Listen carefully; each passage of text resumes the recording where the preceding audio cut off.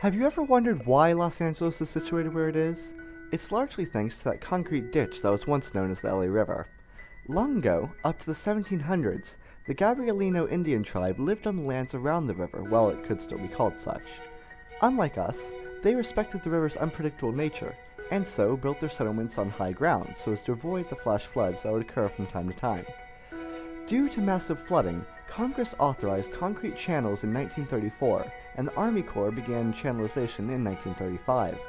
Unfortunately, just over 2 years after progress began, the river experienced the most devastating flood on record, killing 85 people, wiping out most of the existing flood prevention, and causing millions of dollars of property damage. However, this also enabled the Army Corps engineers to see which methods worked and which didn't. The thick concrete reinforced areas withstood the least damage, which prompted them to add more all along the river. It is important to note that when budgeting, funding for beautification and watershed management was deemed superfluous and unnecessary. Now, years later, this one-dimensional approach is coming back to bite us in the rear, and many groups are working to restore the river. One of the main groups are the Friends of the Los Angeles River. We had the fortune to arrange an interview with Stephen Mejia, the Community Programs Manager of FOLAR, and this is what he had to say about the restoration process.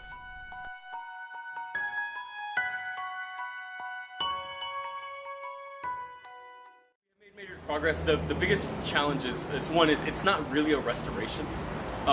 You can't bring back the LA River to what it was before because it's just not possible given how much we've developed alongside of it. So it's less of a restoration and more of a repurposing or reimagination or reinvention of the river.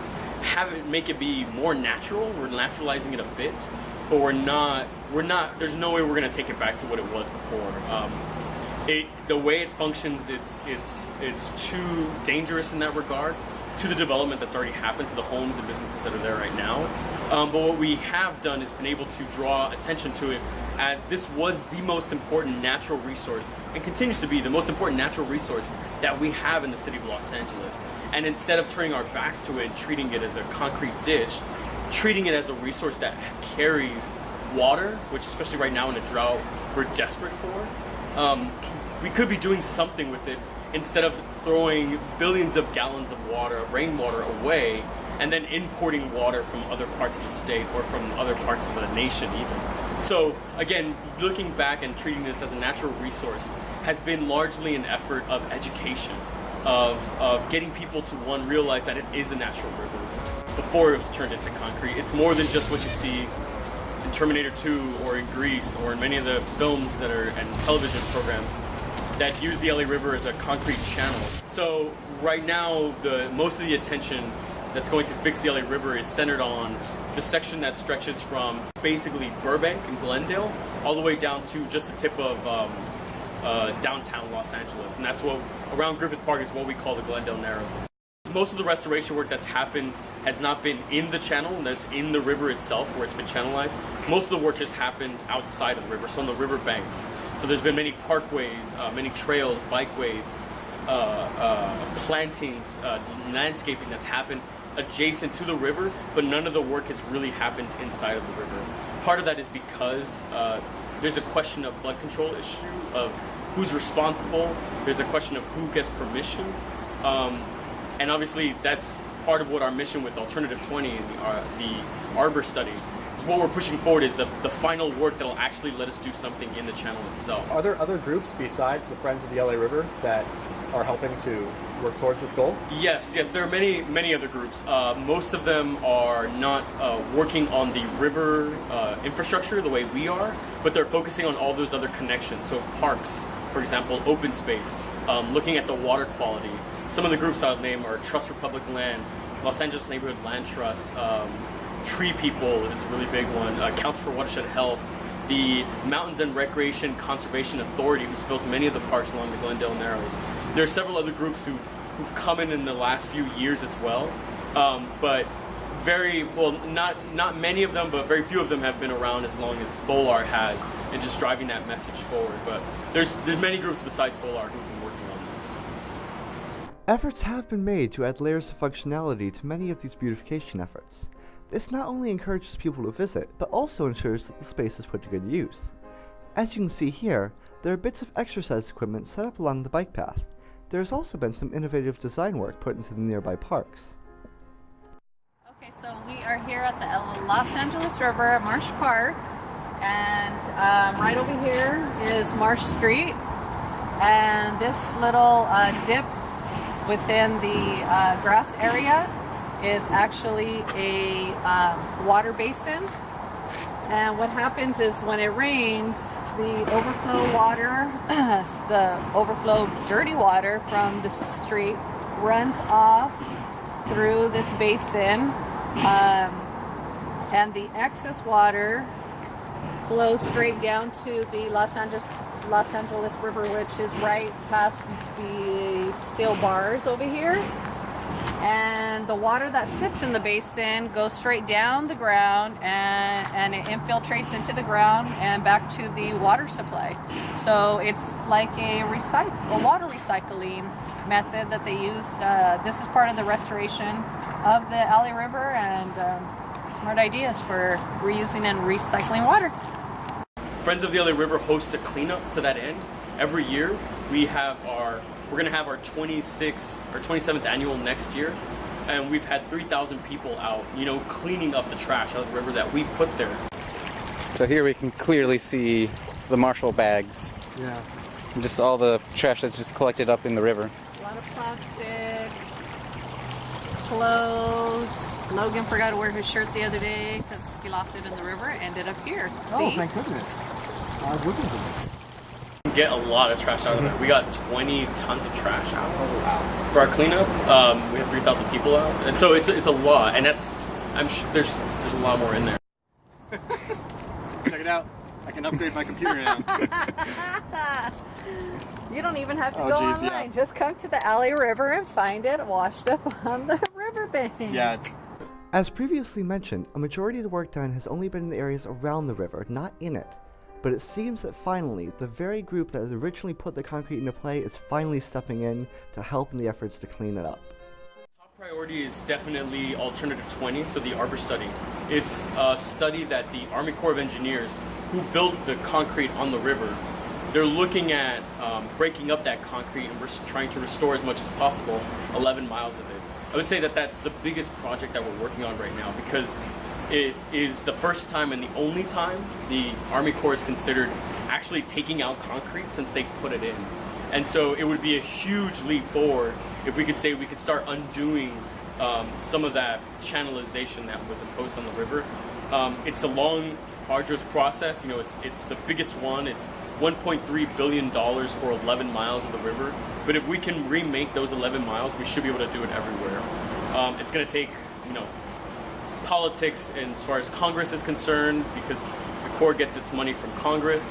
It's going to take local support as well. But we've been at this project for about a little less than 10 years, and so we think it's moving to a point where we're about to get that started. Of course, with the good also comes the bad. Here we have a local resident of Elysian Valley, aka Frogtown, who has lived here for over 20 years. He stumbled upon us mid-exploration and agreed to share his views. We turned out to be quite lucky, as only later did we learn that he was in fact Alejandro Palomino, one of the largest voices speaking out against the river renovations, specializing in one area in particular. When you Google LA River gentrification, his name is the first you will find. What about the cement part? Did you say is going to be bad? Because the Army Corps is trying to come in and remove all the cement, like you were saying. And then, so how is that going to affect the people around in this community and the wildlife as well? Well, until now, we haven't been provided with any information, studies about how are they going to do this and the negative impact on the wildlife and the environment, the community. So our concerns are based on the health and safety issues. So they were planning to remove 2.5 miles of concrete, which is probably 4.5 feet or probably thicker than that. And we haven't been, informed how are they going to contain all the asbestos and the silica and all the Well, because this concrete's been here for how many years would you say? 80 something yes, plus well, years. 100 years, yeah. So, like regulations back then were not as safety as they are now. So exploiting you know, getting it all up and into the air obviously is a hazardous. Plus, another thing, they channelize. They put concrete on the river to prevent the floodings. It happened, and you know, if people hurt and stuff like that. So it's been working for more than 70 years. But now they plan to remove it. How are we going to contain all that water when the raining when the rains come? It's raining. Okay. In the first place, they put it to prevent the floodings. Now they want to remove it. Why? Whether for or against the renovations, everyone can agree that there are some negative aspects to bringing this much attention to the river. The people that were poorest, who couldn't afford to live in good neighborhoods, are the ones that we put next to the river, or said, this is the only place you can afford to live. And now, there's been some issues with gentrification, which is really weird if we turn the river into, like if we tell those people who live there that now they can't live there because now the river's a hot commodity, and like after you were pushed there, now if it's a good stuff, we have to get out of there, that would be huge injustice, right? Even the city officials seem to be of little help to those who need it. When Mr. Palomino and his group talked to them, this is all they had to say on the matter. They telling us like how beautiful this is going to look, but they don't address any issues, health and safety issues, also housing issues. I mean, everything's going, the prices are going like crazy. Inflation. Yeah, and it will come to the point that we will not be able to afford To live in live this here. area, right? You know what I mean? And I think we all deserve the right to do whatever we want. And we decided like many generations ago. Right. And this is crazy. I mean, they're talking about smart growth and sustainable living. But how sustainable will be an area, very small area, when you put like, I don't know, 100, 200 people or more. Plus the infrastructure of this area wasn't designed for high density. So that's going to be an issue. You can see it right now in Hollywood, Silver Lake, Echo Park. All the water mains are exploding because there's a lot of pressure. It wasn't designed for that many people. So there's a lot of concerns that little by little we've been investigating and educating ourselves. And in order for us to actually try to do something about it. I mean, we welcome progress, but not like this. So what is gentrification exactly? It is the process of transforming a poor area, so to speak, into an area for richer folk. Few, however, like to acknowledge what this means for the original residents. Now, we were ever so fortunate as to get a tour to see gentrification up close and personal. Here we see a little trailer home bordered by 2 large complexes. The resident of this tiny home is a nice old lady who happens to be a retired boxer, and if these companies get what they want, she's gonna have to go. Even as we speak, she's being squeezed into what could hardly even be called a property. The company building and advocating these lovely riverside homes that we see here is River House LA. So we decided to take a look at their site that they so kindly gave us, and found the following quote plastered on their front page. Welcome to River House, an eclectic collection of 56 stylish townhomes and flats located in the Elysian Valley, also known as Frogtown.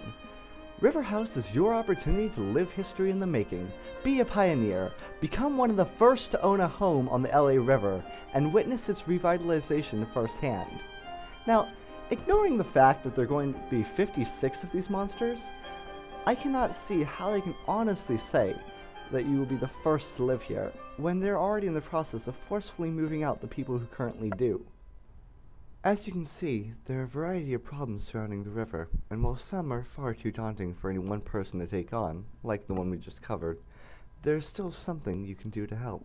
So part of that is a sense of awareness and building awareness about it, and the other part is going out to those events where they're asking for community input. Many city agencies, the Army Corps of Engineers included, are going to be putting together a lot of forums, a lot of events where they're going to be asking people's input. What do you want to see?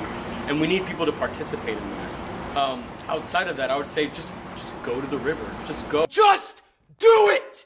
Visit it, recreate in it, enjoy it. Go kayaking, go biking, go fishing if you're interested in it, and find out about become related, have a personal connection to yourself. If there's something that you want to do, I bet there's a way to help. Make your dreams come true! We're coming out of this era, especially in education, and I think just in you have lawyers, you have doctors, you have engineers, you have those this is what you do, etc. Most of those were sort of very siloed. So a lot of the problems that we have right now are dealing with solutions or infrastructure that was built with one thing in mind. So they were just housing or transportation or power or water. Those are all one-dimensional solutions, including the flood control of the LA River, right? It was a one-dimensional solution. They weren't thinking about water supply. They weren't thinking about access to habitat. They weren't thinking about access for people, recreation. They weren't thinking about any of those things. And now there's been a shift in the last, I would say, 5-10 years, where we start looking at multiple disciplines, right, interdisciplinary, and realizing that a solution isn't really comprehensive or even a good solution unless you're also taking these other factors into account. What's really cool about the Gila River, which is also why I love it, is because water connects so many different issues in it. Transportation, power, housing, even environmental justice, social justice issues. There's different ways to get involved, and it all starts with people just going there. Just go there, and you can start being a part of that movement.